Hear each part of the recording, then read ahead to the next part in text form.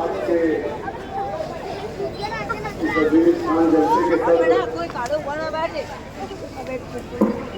जनाब मुझे इकबाल साहब, मेरे और आपके कायद मोहतरम और मस्जिद से इत्तेहादुल मुस्लिमीन के नामजद उम्मीदवार मुफ्ती मोहम्मद इस्माइल साहब स्टेज पे तशरीफ फरमा, मस्जिद के मुफ्ती साहब के हमदर्दान, नौजवानों, दोस्तों, बुजुर्गों, आज मस्जिद इत्तेहादुल मुस्लिमीन का ये पहला इंतखाबी जलसा जो मुशावरत चौक से किया जा रहा है, खयाबान निसार चौक से। अरे फतेह का जलसा वहां रहेंगे इंशाल्लाह। खयाबान निसार चौक से दिया जा रहा है। इलेक्शन अच्छाई और बुराई पर शुरू हुआ है। ये इलेक्शन जो है अच्छाई और बुराई का होने जा रहा है।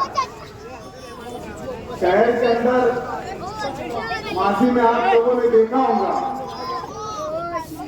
कि किस तरीके से इस शहर को बर्बाद किया जा रहा है, बुनियादी तौर पर भी और नस्लों की बुनियाद की। एक प्लानिंग के तहत हमारी नस्लों को बर्बाद किया जा रहा है।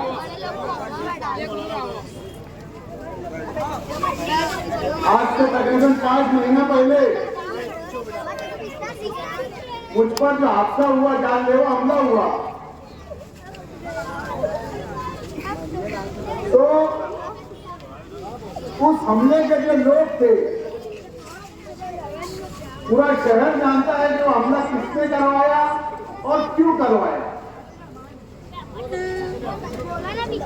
लेकिन इसमें एक बात निकल कर आई है कि कोई आदमी, मेरा सवाल है इस वजह से कि कोई आदमी अगर मुसीबत में आता है या उसके ऊपर कोई मुसीबत आ पड़ती है तो वो अपने किसी जिम्मेदार को या अपने किसी बड़े को वो इत्तला करता है और उस मुसीबत से बचने के लिए रास्ता निकालता है। मिसाल के तौर पर अगर कोई सियासी आदमी है तो वो सियासी आदमी का कोई गॉडफादर होता है। मुझ पर अगर कोई मुसीबत आई तो मैं मेरे घर के बाद अगर किसी को बोलूंगा तो मुफ्ती साहब से बात करूंगा, मुफ्ती साहब के बाद से इम्तियाज जलील साहब से बात करूंगा, इम्तियाज जलील साहब के बाद मैं असदुद्दीन अवैसी साहब से बात करूंगा, क्योंकि ये हमारे कायद है, ये हमारे लीडर है। तो जिन लोगों ने मुझ पर हमला किया, आप जानते हो उनका सियासी गॉडफादर कौन है? देवेंद्र फडणवीस। और मैं ये कोई हवाई बातें नहीं कर रहा हूं।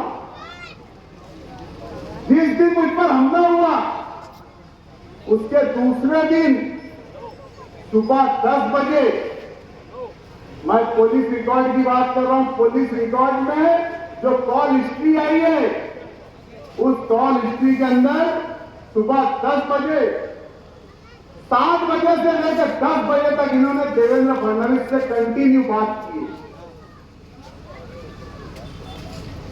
मैं यहां देवेंद्र फडणवीस जी का नंबर बोलना चाहता हूं। मैं कोई हवाई बात नहीं कर रहा हूं। 93 73 10 78 81 ये नंबर आप लोग ट्रू कॉलर पर देख लो, पता कर लो ये नंबर किसका है। एक ईमान वाले को मरवाने के लिए किस किस का सहारा लोगे आप? मैंने किले की मीटिंग में कहा कि गोली खाने का भी जिगर लगता है। मेरे ऊपर तकरीबन 2 सालों से हमले की प्लानिंग हो रही थी और मैं इस चीज से वाकिफ था कि मेरे ऊपर हमला होने वाला है, और इसके बावजूद भी मैं शहर में अपनी आदत के मुताबिक और अल्लाह रब्बुल इज्जत के भरोसे अकेले ही घूम रहा था। मुझे मालूम था कि मेरे ऊपर गोली चलने वाली है, और चली, और शायद आगे भी चलेगी, उससे भी पीछे नहीं हटूंगा मैं। आज इन्होंने जो इस्लाम पार्टी लाए, हमारे यूसुफ इलियास साहब ने कहा कि वो एक जाहिल है, और जाहिल होने का उन्होंने सबूत दिया, उनसे क्या तवक्के रख सकते। मैं ये कहना चाहूंगा कि वो जाहिल नहीं है, बहुत दूर अंदेश है, बहुत दूर अंदेश है। ये इस्लाम पार्टी का जो नाम है, एक मुनज़्ज़म साजिश के तहत और अपने सियासी गॉड फादर और अपने सियासी बाप लोगों के बोलने के ऊपर इस्लाम पार्टी का नाम रखा गया है, बीजेपी के बोलने के ऊपर। क्यों? आपके मन में सवाल पैदा हो रहा होगा कि बीजेपी वाले क्यों ये बात कहेंगे कि इस्लाम पार्टी रखना चाहिए। बीजेपी वाले यहां पर इस्लाम पार्टी का नाम रखवाकर पूरे महाराष्ट्र में डंका बजवाते, वो एक 1.5 खुदे को फेंक देते और बोलवाते थे कि देखो यहां पर जिहादी पार्टी आई है। मैं बोलता था कि मालेगांव मिनी पाकिस्तान है, मैं बोलता था मालेगांव में पाकिस्तान बांग्लादेश के लोग रहने वाले, वो बात साबित होगी। और इसका सियासी फायदा, एक सीट छोड़कर इसका सियासी फायदा पूरे महाराष्ट्र में उठाना चाहते हैं। मैं हमारे उलमाओं को सलाम करता हूं, उनकी दीनी बेदारी को सलाम करता हूं, उनके जज्बे को सलाम करता हूं कि उन्होंने इस नापाक साजिश को समझा कि ये एक प्लानिंग के तहत एक बीजेपी का एजेंट, ये एजेंट है, एजेंट बीजेपी का, ये बीजेपी का एजेंट यहां पर इस्लामिक पार्टी का नाम रखकर अपने पूरे उसके अंदर वो चलाना चाहता है। मिस्टर आसिफ रानी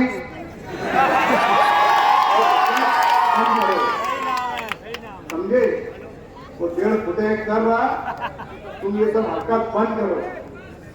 कौम के साथ खिलवाड़ करना और सीना पीटना, मैं अभी 2 रोज पहले की और आज की और कल की तकरीर देख रहा था, तो वो रुदाई पिक्चर देखे क्या आपने? रुदाई माफ करना, मुझे सुनते नहीं देते हुए, उसमें ना बाकायदा रोया जाता, तो सीना पीटने के वास्ते औरतों को बुलाया जाता,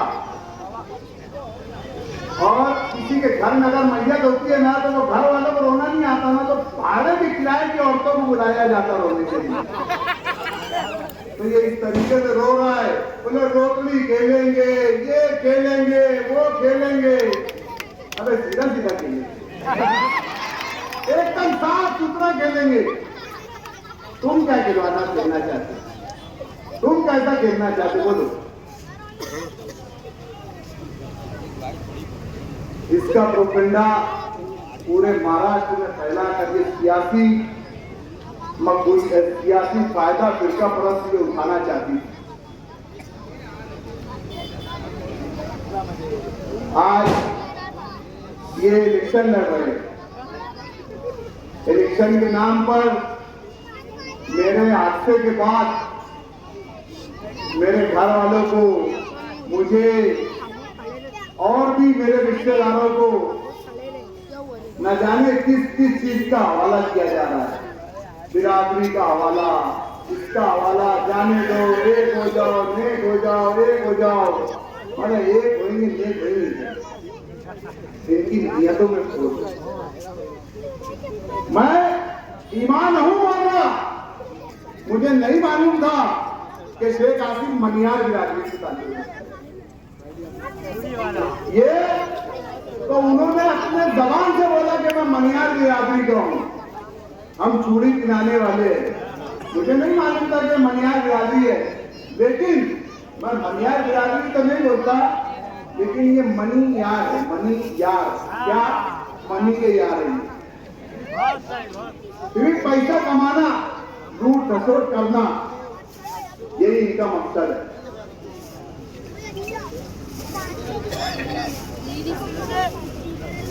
तो बिरादरी का इसका उसका वास्ता दे रहे हैं। हमारे लिए भी आसान रहा, हम उससे मिल लेते, मामला खत्म कर लेते। जान किसको प्यारी नहीं? जान सबको प्यारी है, लेकिन अगर हम मिलते तो हमारी आने वाली नस्लों को हम क्या जवाब दें?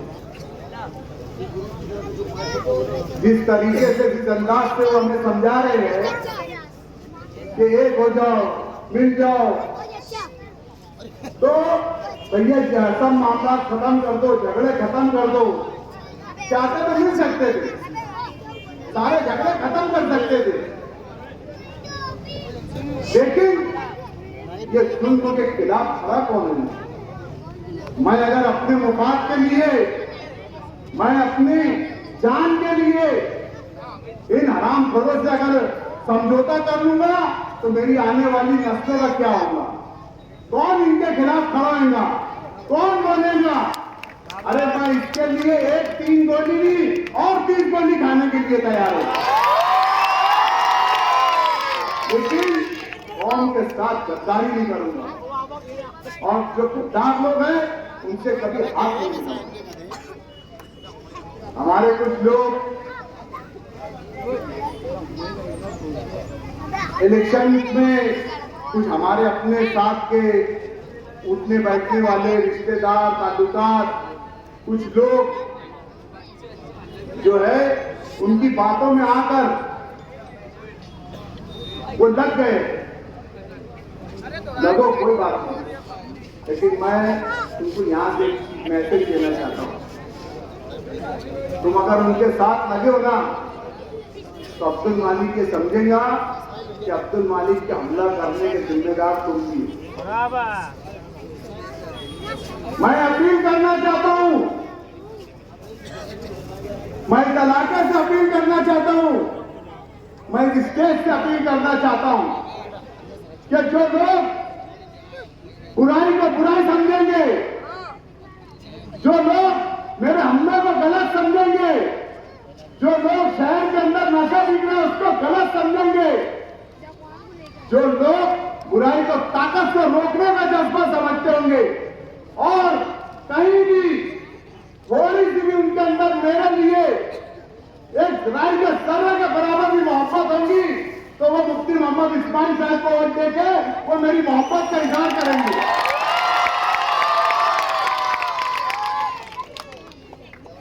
वक्त बहुत कम है और मैं अपनी बात तो बहुत मुख्तसर करता हूं। और यहाँ जो लोग आए, ये जो मजमा है, आप एक संजीदगी के साथ यहाँ से उठकर जाए और अपने अपने रिश्तेदारों को, अपने अपने घरों में तमाम लोगों को समझाए। इलेक्शन तो इंशाअल्लाह पीले की मीटिंग तक तो 1.5 लाख पार थे, अभी बढ़ते जा रहा है। आसिफ भाई, तुम्हारे न्यूज चैनल पे देखा मैं, बहुत लंबा फर्क चल रहा मुफ्ती साहब का। इन्होंने इलेक्शन पोल डाले है, उसमें बहुत लंबे फर्क से अल्हम्दुलिल्लाह मुफ्ती साहब 70% वोट पे चल गए। यानी तो बोलते ना, आधे में असगर आधे में सारा घर। और हम तो बोलते भैया कि वर्करी कर रहे, पंटरी कर रहे। अरे भैया हम ना पंटरी कर रहे, वर्करी कर रहे, किसकी कर रहे? अबे गाड़ी वाले की कर रहे। तेरे जैसे खड़े करके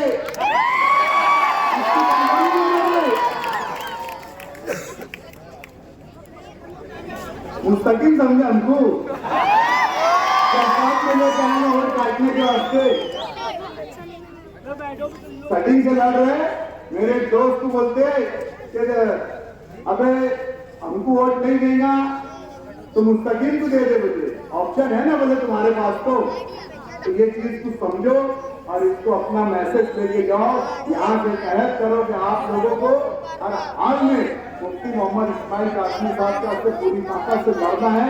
इतना ही कहकर मैं अपनी बात खत्म करूँ।